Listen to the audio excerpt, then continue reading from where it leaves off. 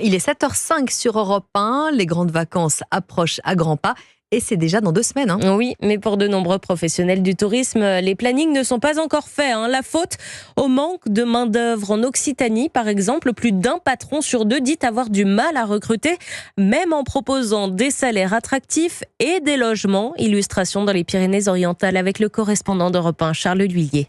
À un mois de l'ouverture de son restaurant à Canet-en-Roussillon, Fabrice manque de saisonniers. Pourtant, cette année, plus que jamais, ce patron fait de véritables ponts d'or aux candidats potentiels. On a dû investir, on a acheté une maison, mais uniquement pour les saisonniers. Et chez nous, un chef, c'est entre 3 000 et 3 500, chose qui était impensable il y a encore quelques années. Et l'avantage, c'est la prime en fin de saison, bien sûr. On récompense par un petit séjour en Espagne. Et là, on a encore 4 postes à pourvoir. C'est décourageant. Décourageant et inexplicable, car ces difficultés ne sont plus l'apanage de la restauration et de ses horaires contraignants. Désormais, même les boutiques de vêtements comme celle d'Anna sont concernées. Du coup, ces salariés à temps plein risquent d'être privés de vacances cet été. Pour pousser nos vacances, c'est compliqué parce qu'on a du mal à trouver des personnes qui viennent nous remplacer parce que ici, il y a la plage, il y a la mer et la montagne. L'été, les gens, ils veulent pas travailler. Des patrons qui, hors micro, expliquent que de rares volontaires se portent candidats, mais souvent pour travailler de manière non déclarée. À Canet-en-Roussillon, Charles L'Huillier, Europe